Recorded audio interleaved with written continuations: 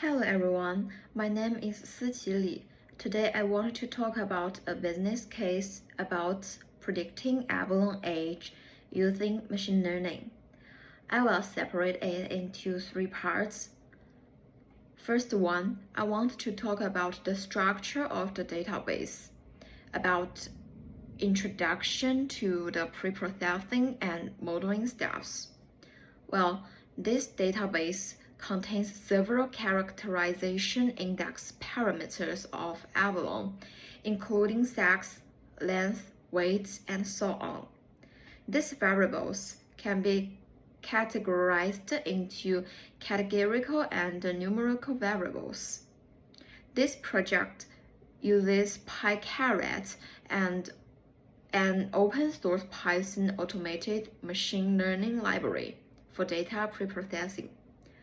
PyCaret encapsulates common machine learning algorithms and processes and simplifies the machine learning workflow by automating preprocessing, model selection, and evaluation, which can quickly complete the tasks of model training, comparison, optimization, and deployment. Deployment and other tasks suitable for beginners and users who want to quickly complete the machine learning tasks.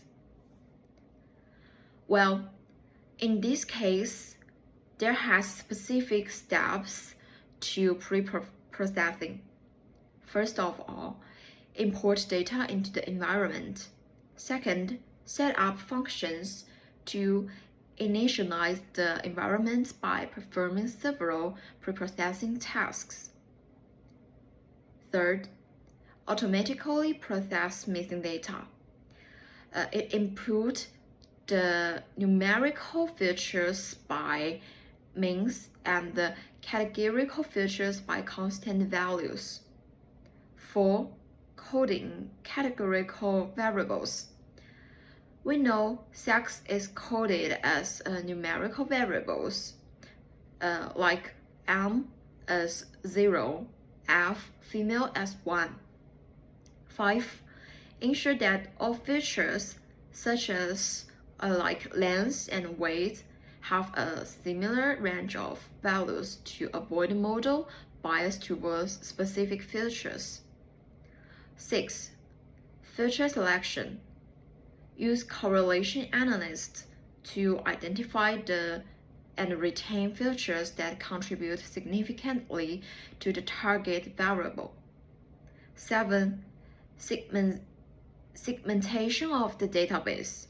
Split the data about 80% into training set and 20% into test set according to the train size parameter, and use cross-validation to ensure the generalization ability of the model.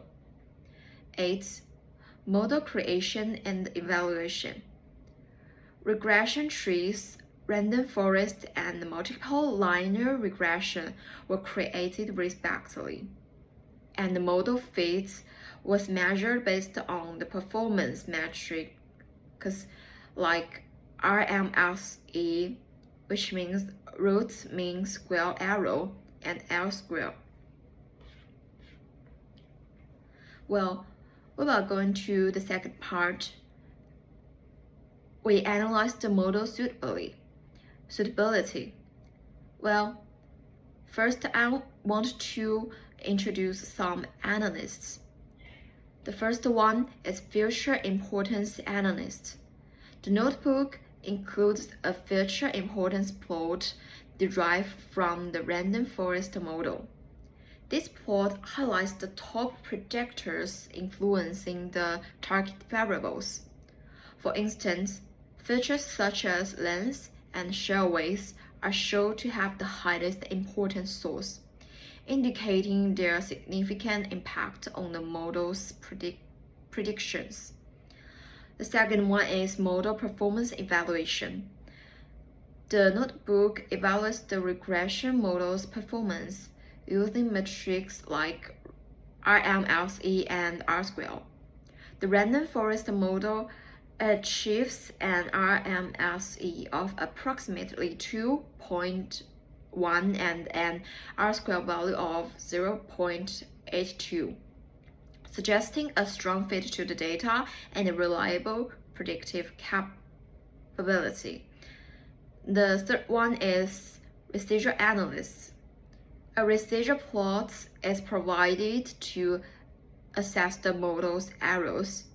The plot shows that residuals are randomly distributed around zero, indicating that the model doesn't suffer from systematic bias and has captured the underlying data patterns effectively. Well, the last one, actual versus predicted values. The notebook also presents a scatter plot comparing actual versus predicted values. The points closely align along the diagonal line, further confirming the model's accuracy in predictions. Well, these visualizations and metrics collectively demonstrate the random forest model's effectiveness and the significance of key features in predicting the target variable. For multi-layer regression, it's suitable for preliminary modeling as a baseline model for comparison of line relationships. However, it is difficult to capture complex non-linear relationships when there are interactions between features.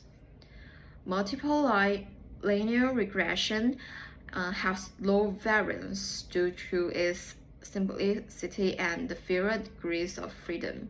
However, the simplicity may limit its flexibility in capturing complex patterns. In this database, the RMSE of the multiple linear regression is high, which is mentioned above, which indicate that it cannot fit the non-linear relationship well and is not suitable for this database. So we choose random forest.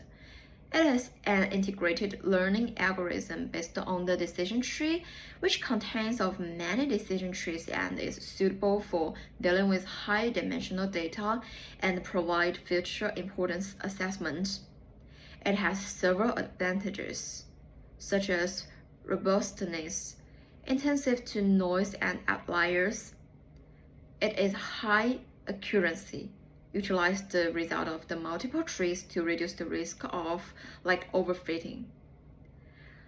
It also has the advantages about the wide range of application scenarios.